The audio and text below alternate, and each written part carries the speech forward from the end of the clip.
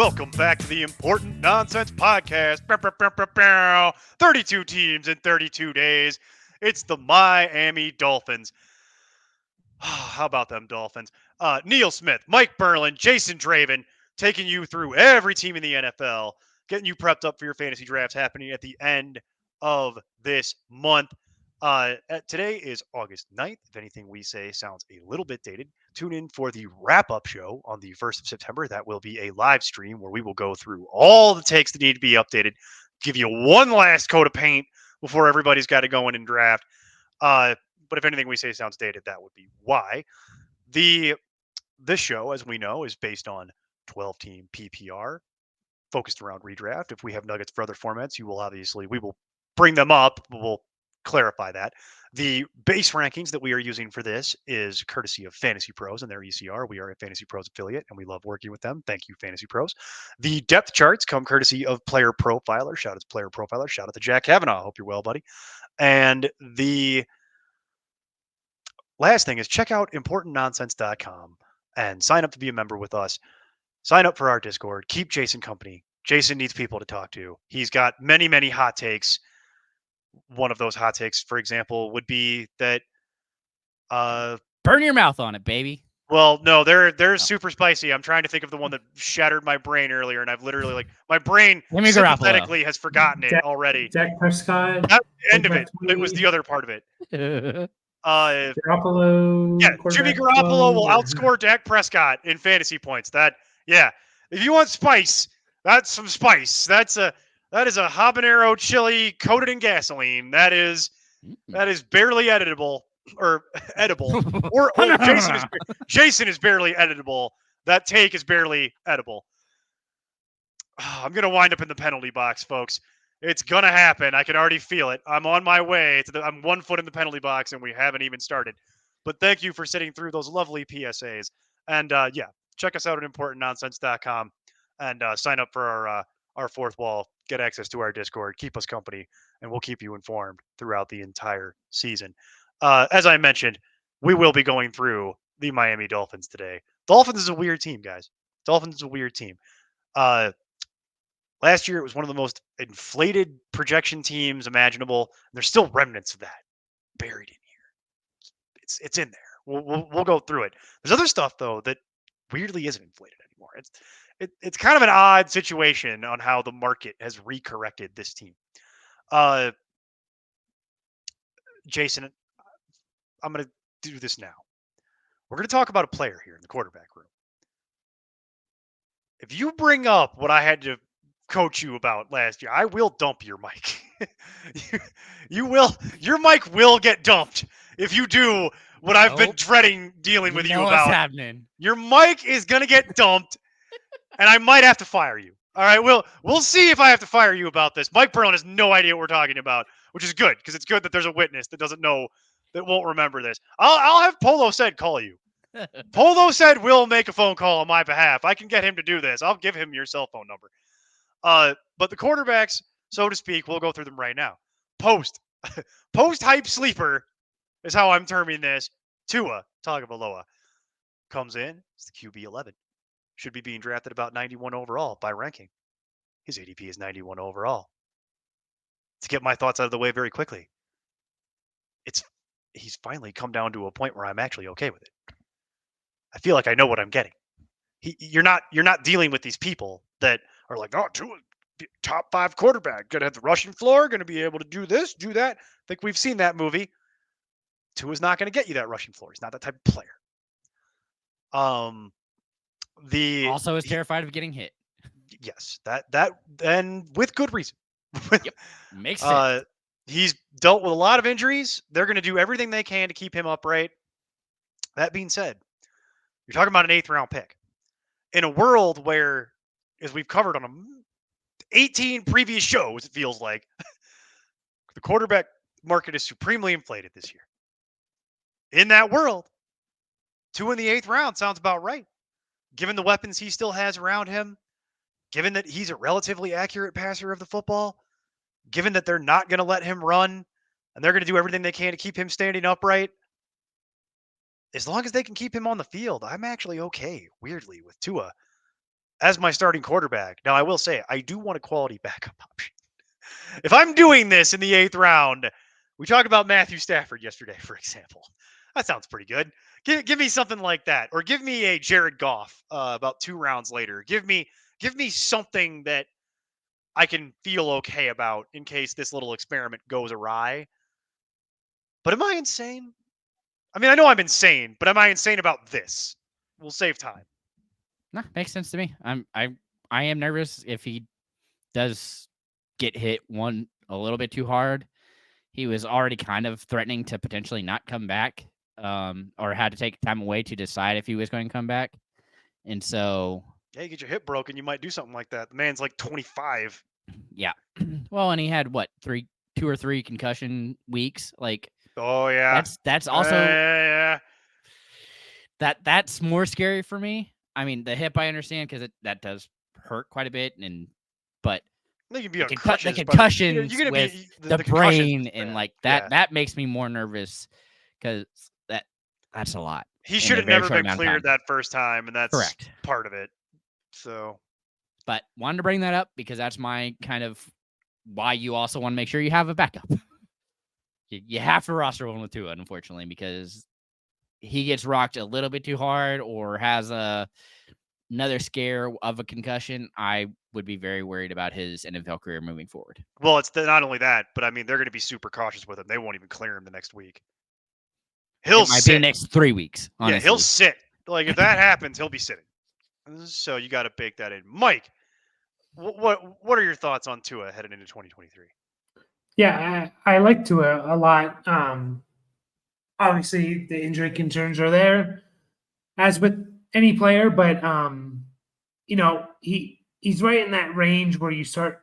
For me personally, I start to think about taking a quarterback in that 8th, 9th round. If he is going, I think quarterback 11th, so maybe you can play the ADP game, knowing your league, and maybe you can get him even later. But I do think he's a guy that I really like in that range, that 8th, 9th, 10th round range, that you can see this guy, if he stays healthy with the weapons that he has, he can be easily a top 7 quarterback on the year. So really excited about Tua.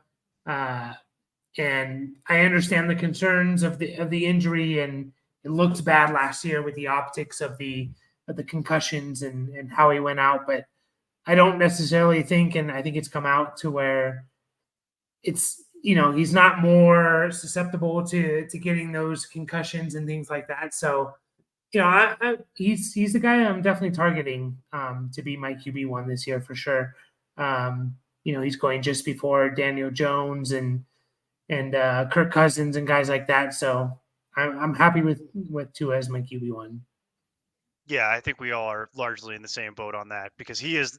I agree with you. He's right in that range where I'm starting to look at quarterbacks, where he's in the 8th, Cousins is in the 9th, Goff is in the 10th, things like that, where it's like everybody else is kind of giving up on this, and nobody is going to, when you draft one of those guys, nobody's going to be like, oh, like in your draft room, like nobody's going to be like, what a great pick. No. But what I like about those guys is you're not drafting them at their ceiling. I don't have to give you a 3rd, 4th, 5th round pick and draft all the way at the apex. There's a path for them to return on investment at that point, and I don't feel like I've shortchanged my team because I'll be making hay at the skill positions. And if something happens to one of those guys that you get in the 8th round, 8th, 9th, 10th round, okay, I can go get like a Sam Howell later off the waiver wire, or I can wait for somebody to pop during the season. There's always 1 or 2 guys that pop during the season. Somebody will get hurt, and it's inevitable. It's just the way that it goes. You need to tell him. You need to tell him this is where it comes in. You have the perfect option right behind him. Mr. Winbread, Mr. Saltine. Bring it up. I'm almost tempted to dump your mic proactively because you've already gone too far. The Dolphins clearly understand that they need to have a quality backup option because they went and got former Jets quarterback Mike White and have put him in a prime position to where he will see game action once again. We saw Mike White last year with the Jets. As far as backups go, you got to feel pretty good about that. Jason coined a nickname for Mike White last year that we will not be repeating in 2023. Trying out other ones. You didn't seem to We'll like we'll those find either. we'll find. They were also highly offensive. They were less offensive than the one you came up with last year. I will give you that. They were definitely less offensive than that. Where I had to stop the whole show last year and completely grind it to a halt and apologize. But no, Mike White, quality NFL backup, hell of a lot better than Chase Daniel. You know what I mean? Like we're looking at somebody. We're looking at a guy that if something was to happen to Tua, you could rest assured that your high-priced wide receivers will still return value. They will get the football, and whoever's and catching passes as a running back, because he did that too. Yes, that too. So let's go into the running backs here. Let's break this down. The running backs is really interesting this year. It's a crowded room, so I'm going to do these quickly, and then we'll break it down. You've got Jeff Wilson. You still have Jeff Wilson there. Came in the last half of last year from the 49ers. Yes, but he's still there for this year, is my point. Yeah, they kept. You have Raheem Mostert, who has been there for 3 years now.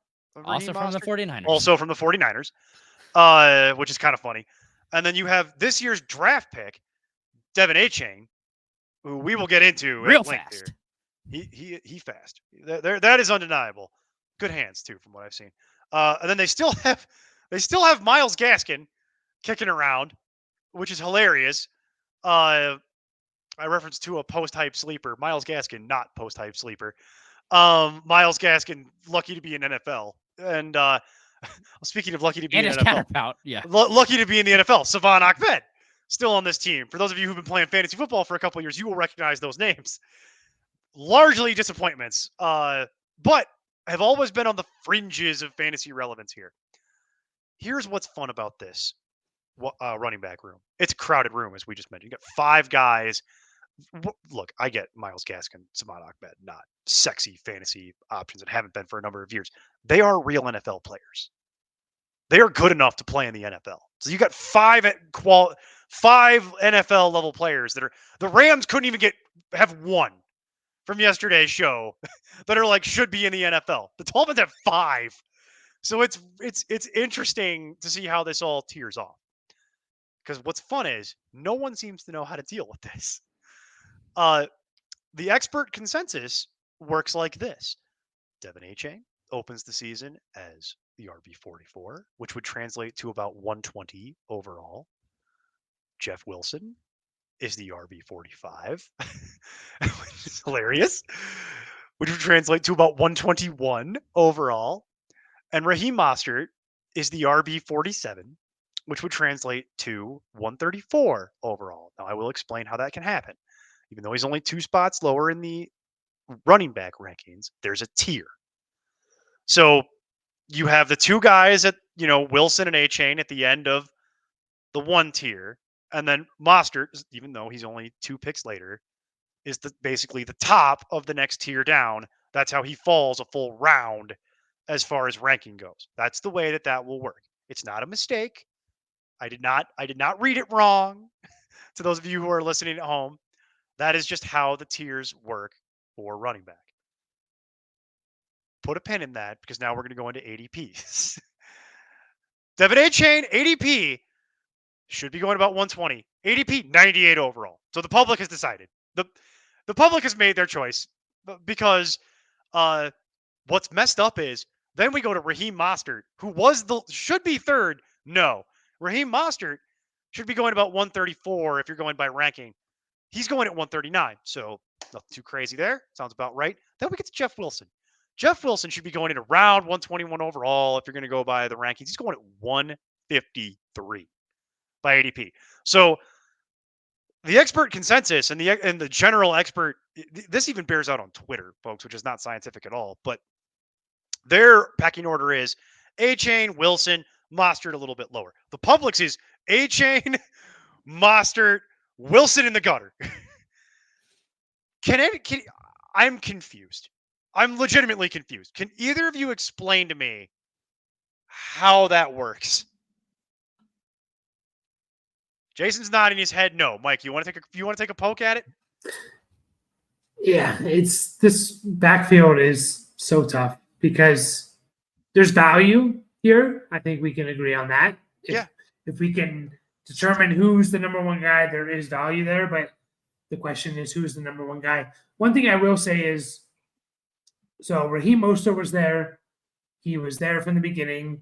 They traded or brought in Jeff Wilson, and immediately the first week they signed Jeff Wilson, they gave him the majority of the carries, and they kind of went with him as their number one back. And then in this offseason, when they had to delve out contracts, Jeff Wilson got a better contract than Raheem Mostert. So it leans me towards Jeff Wilson is the guy that they want to have as their lead guy. But yeah, this one is so tough because we talked about it with they bring in Achane. Honestly, I feel like Achane he feels like a better best ball type of player than anything. A guy that can get 5 to 8 carries, but one of them could be a huge run, a huge touchdown run. Mike, you want to know who he reminds me of? You love giving me crazy Devery Henderson deep cuts to go back. Yeah. You want to know who he reminds me of? CJ Spiller. Yeah. That's fair. Early career CJ Spiller, where he got 6 carries a game, but he scored twice. And that's how it feels with Achane. Yeah. No, that's how it feels with Achane. Like, you don't feel great starting him every week, but you could get that 60-yard touchdown run from him. You don't. The public is talking themselves into it. That's the only way that ADP could work that way. Is the public is talking themselves into the idea that he's going to be an RB2 very soon. I lean Jeff Wilson. Like, everything that they literally brought him in, and you think, oh, they're going to take a week to bring him in to learn the playbook. No, from the first week they brought him in, Jeff Wilson was the guy. So they gave him a better contract than Raheem Mostert. The coaching staff loves Jeff Wilson like the sun. Hard not I do. Yeah. I think it's Jeff Wilson. He's the guy I would choose out of these three. Especially at the ADP. That's not how I thought this conversation would go, but we're all going to agree. This show is going to be very short because we're all going to agree on this. Because Devon Achane, I will concede that Devon Achane is a really interesting prospect. Great talent, fast, great out of the breaks, good one-cut style running back, can catch like a mother. And all you have to do is follow the training camp reports. Every day there's a Devon Achane sighting where they give him the ball and he just takes off, or they throw him a dump off and he takes off, and they're trying to get him red zone carries. Look, is there a universe where Devon Achane finished the season as an RB2? Absolutely. 100%. That reality exists. I'm not paying a 7th round pick to find out. I'll tell you that much. Like, in a world where, like, players that he is now going around at 90 overall, we'll go through it here briefly as I vamp to pull it up. I feel like week 9 or 10, you're going to be able to pick him up off the waiver wire. No, I don't know if that's going to happen. You don't think so? No, I don't think people get frustrated at that level. With how they split even between Mostert and Wilson last year. It was frustrating. It'll be frustrating, but I don't know that people are going to cut bait that quickly. It's just when you get down to the 90 overall world, you're talking about like Antonio Gibson. Yep. Which for me, I would rather have Gibson because I've seen him do it. And I think the hate has gone too far and he's not playing with a broken foot again. You're talking about Juju Smith. You're talking about Juju Smith-Schuster. You're talking about James Cook, who from that show, I'm very high on. And the camp reports on that have been very favorable so far. Not for everybody, but I understand. You're talking about Rashad Bateman, who's very popular for a lot of people. You're talking about Jacoby Myers, Jason's best friend. I just can't do this. Like, I can't bring myself to wanting to get invested at the top end of it. I don't necessarily think it's his ceiling, but it's a 3-headed monster, as we just illustrated. And of the 3, when you tell me that Jeff Wilson is going at 153 overall, 70 picks later, Yep. that's the one I'm going to roster. Yep. I don't want Raheem Mostert, by the way. I'm done with that. If he falls to me and I needed a body, okay. I feel like I know what I'm getting. You know what I mean? But I'm not excited about it. I don't care. By that point in the draft, you don't care. You know what I mean? It's kind of like it's just depth. But Achane is the one that people are talking themselves into this, and this is starting to feel like CEH all over again. CEH is a good one. I was going to say actually Isaiah Pacheco, but same team. Yeah. Same team, same idea. Like you're talking yourself into an unproven rookie. You got to put a 7th round pick on the table for it. Man, AJ Dillon is going around that neighborhood. I know people hate AJ Dillon, but like you could spend out on Pat Freiermuth. I don't even like tight. That seems high. We'll do that show with Mike. Don't love that. Yeah. Yeah, it's Brian Robinson is going later. Would you rather have Achane or Brian Robinson? Robinson. Yeah. There's a world where you got either Washington guy going in around that neighborhood. Here's a fun one. Achane or Khalil Herbert. You could have Khalil Herbert a round later. Full round. I'll take Herbert. Yeah. It's wow. I don't know. Devon Achane hater show. I wasn't expecting that. I figured somebody would be thumping the table for it. It's a rookie, and he's not getting the full workload. I mean, I don't think any running back on this team is going to have a full workload that is just makes him on. I mean, RB2 is maybe on the table, but that makes me nervous. Yeah, and it's one of those like, how much is best ball playing into this ADP? Because for best ball, it shouldn't be at all because these are draft rankings. Yeah, in theory, this shouldn't. Yeah, it shouldn't be impacting that in any way. They're not generic rankings. They're literally 2023 draft rankings specific for the ECR. My rankings are in this. I'm part of the ECR. So Steve, there's a number of other people like Jason. Sorry, I forgot you. Well, you weren't uploading them for the longest time. You were doing them on that other crazy website. Yeah, literally forgot that you switched over. It was suggested that I put them on there, and it was suggested. So I did. A gun was put to Jason's head, and they said, "Hey, you should do this." I'm like, "Okay, fine, I guess if I have to." It's the perfect scenario of like no one really knows who's going to be the RB wide receiver one. Yet there's one guy getting inflated for whatever reason, because he's a rookie, because he's young, because he's fast. Like, it's the perfect scenario here, and it's just like, yeah, give me the guys that like could equally have the equal chance of being the main guy in this draft or in this backfield, but they're being drafted 30, 40 picks later. Like, I'll take that every day. I'm out on Achane. I like the player, but there's no justification to why he should be going that far over these guys, Jeff Wilson or Mostert, in my opinion. Weird, right? It's also weird that we all agree. But yeah, that's going to be the show's kind of roundtable advice. Pass on Achane, especially when you can get Jeff Wilson way later, functionally for nothing. That's going to be the play.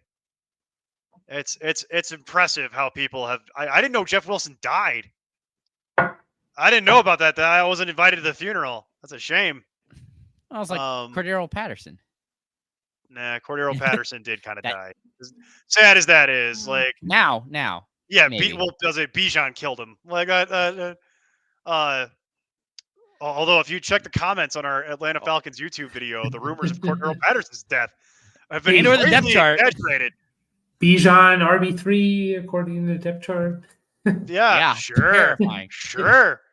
Arthur Smith's not on the hot seat at all either, by the way. He's fine.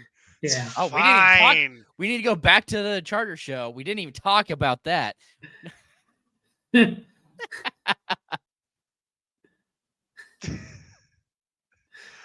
we go. I've been threatening to dump him off the show.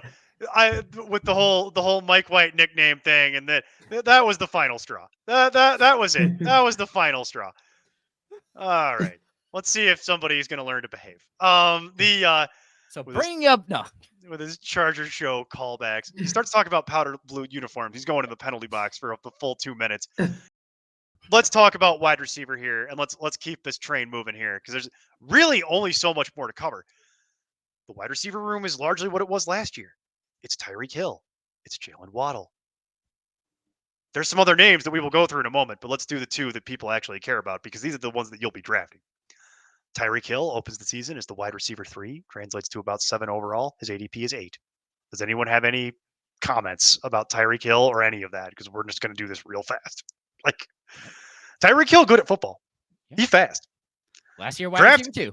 Feel free to draft him in the first round if that is your choice. You will be fine. I am not worried about this. He apparently, from all the camp reports, looks incredibly healthy and looks as fast as he's ever looked. I have spent years arguing about the Tyreek Hill touchdown regression argument. Doesn't matter when he's on the Dolphins because he actually gets the volume. So I got no problems anymore. We good. Historically, the player I've actually liked more on the Dolphins is Jaylen Waddle.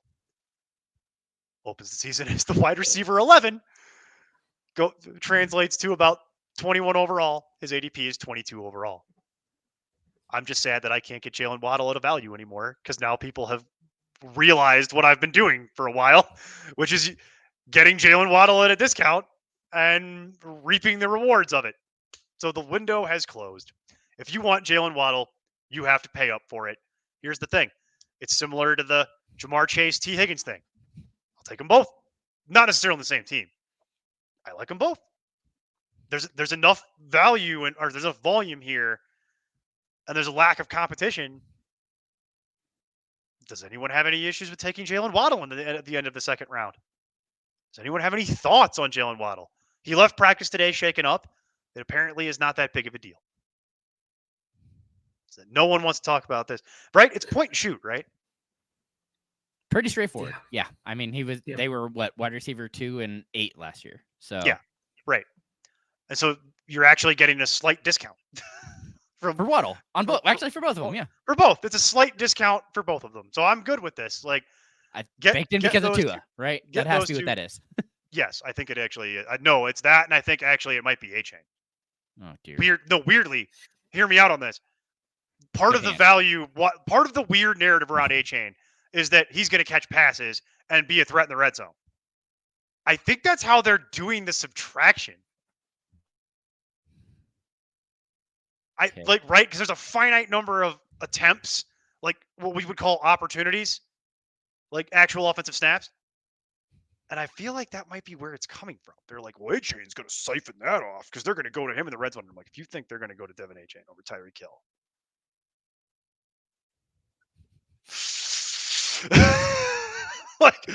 like, what are you doing?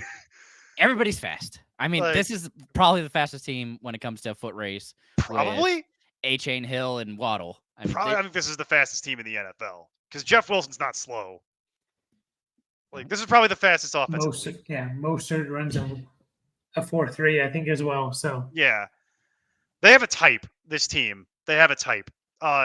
Rounding out the room, things that will matter maybe if there's an injury. Remember Cedric Wilson? Those of you who played fantasy football in the past will probably remember Cedric Wilson. Poor Cedric Wilson. Had a nice little career with the Cowboys. Played well for them when he had the opportunity. Played himself into a nice fat contract with the Dolphins.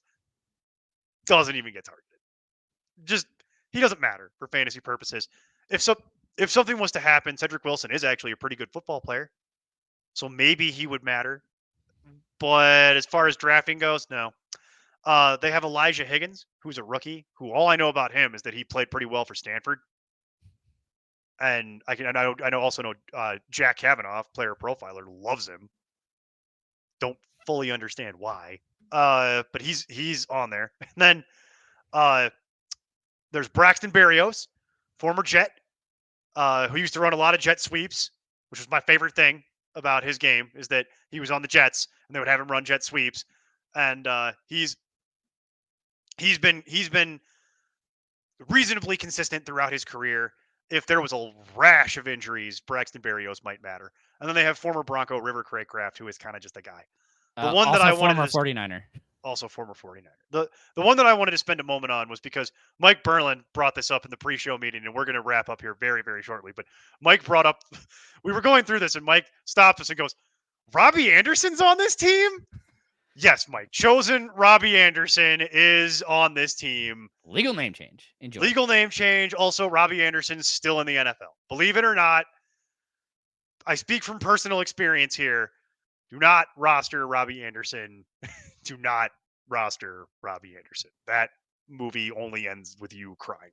That doesn't it doesn't go well. Don't do it. Whatever you learn, if you learn nothing from this show, don't roster Robbie Anderson as a draft pick, and don't even pick him up off the waiver wire. Just leave him there. That's where he belongs. I just realized why we're silly and or just haven't been thinking whatsoever. Who's the head coach for the Dolphins? This is why they have all the 49ers. I don't know, Jason. Who's the head coach for the Dolphins? Mike McDaniel. Wah, wah, wah, wah, wah, wah. Golly, it didn't come to my mind at all. I'm like, why do they have all these 49ers? It's getting late. Now it makes sense. It's getting late in Central Time Zone. It's getting late over there. Oh my God. Does anyone have any thoughts on any wide receiver not named Tyreek Hill or Jaylen? I think this is one of the most straightforward wide receiver rooms in fantasy. It reminds me a lot of the Bengals. Yeah, I agree. It's Tyreek Hill and Jaylen Waddle and no one else. Yeah, I mean, even Jason. I am going to trust Jack though with Elijah Higgins. I mean, sure. I will throw that out there because I can see where he's getting it, and I have a general idea of why, and so that would be the name of it. Would bring I mean, if he likes him, that makes sense. Sure. So unfortunately, it's just not going to matter for straight redraft. For Dynasty, maybe it might matter, but for straight redraft, it's not going to make any. Elijah Higgins landed in a terrible landing spot then, if that's because you ain't getting no playing time. And perennial Dolphin whipping boy Mike Gesicki is now the whipping boy for the Patriots, and that's fine because, as I pointed out at length last year, Mike Gesicki is not good, and I was right about that. And all you have to do is watch any level of Mike Gesicki tape, and it comes through loud and clear. That man is not very good at football, and is actually statistically one of the luckiest human beings ever, I think, as far as NFL players go. And don't draft him for the Patriots either. We're going to get into that here in a couple days. Do not want. No analysis has changed. Uniforms changed. That analysis is rock solid. Their tight ends are Durham, Smythe, and Eric Saubert. Neither of which is really a pass catcher for me at any level. They're pretty much there to block. I don't see any. Neither of them have ADPs, so the public is clearly. Yeah. Of the two, I would lean that Smythe is probably the one who would catch passes of the two of them. I don't know that it matters. I agree, but I'm just, if there is a mass injury bug that goes through the team. Sure. And they bring it up. And we talked about Elijah Higgins. I've seen him listed as a tight end potentially. So yeah, he is theoretically big enough that he could play tight end. So if he is a tight end, maybe there's something, but honestly, to draft in a redraft league, there's nothing here. Keep an eye on for waiver wires. No, this is a very straightforward team. We covered it, in my opinion, as we move to wrap up here. Tua is finally at a point where the inflation is dropped because people are scared. So I'm actually willing to roster him. I think an eighth, ninth round pick is about right. You can, Mike, you made I like your point. You can play doesn't work so good in your home league where people always take two quarterbacks. And when you're playing in like an expert league, you can play everybody else got a quarterback game, and you might be able to get him a little later. I like that. That's a good play if you're drafting against people that in your league and they really know what they're doing. If you play with people that are like higher skill level, that's a good call on the Tua thing. We're all kind of in on Tua. Weirdly, we all agree that Jeff Wilson with his ADP is the one that we want. Mostert And it's is likely, and I really think he will be the, I guess, lead running back for that team. Probably. Devon Achane scares the crap out of me. For what that's gotten, man. If that was going at the June number, because if you go look at what it was in like June, that would have been great. But for where we've made it, the hype train has gone off the rails and down the cliff, and I can't deal with that. And then Raheem Mostert is just a guy, and then Tyreek Hill and Jaylen Waddle are good at football. Draft them, you'll be happy. Probably not a not hard both of team. them, one or the other. Yeah, it's the same thing. Advice as the Bengals. Don't get both. That's too much. Like, it's not a hard team to break down. It's really not. And if I was a Dolphins fan, I'd actually be somewhat excited. It's a shame their division got so much harder. Because now you got Rodgers in the division. The good young core on that team. It gets a little nasty after the good young core, but So. and then the Bills are Super Bowl candidate. So it's a shame that the Dolphins are good team, and now what is a really hard division. I mean, didn't they get the Bills though? Didn't they? They might have. I think don't they remember ended up getting They them. beat them once. Yeah, I and think then they got him once. They played them in the playoffs, and it was a lot closer than anyone that is. thought, I do so. remember that. Yeah, I do remember that game. What a time to be alive that the Patriots are the crap team in that division. Like, and they're still pesky. That fall Still from pesky. grace was very, very impressive. well, I mean, we'll get into this, I'm sure, at some level, but they're talking about Bill Belichick 71, and they're talking about, we might be looking to move on for Belichick, and I'm like, you don't fire Bill Belichick. Like, He's gonna retire. You can't fire him. Like, that's not a fireable guy. Like, but we'll get to the Patriots here actually in the next 2 days. Tomorrow, for the listening audience, we will actually be sitting down to break down the Minnesota Vikings, the worst 13-win team that I've ever seen from last year. But until then, keep up the nonsense. Oh, you're not going to talk about who they're playing week 1? No. I'm Tim Kitzer from NBA Jam and NFL Blitz, and you can find all the guys at ImportantNonsense.com. Kaboom!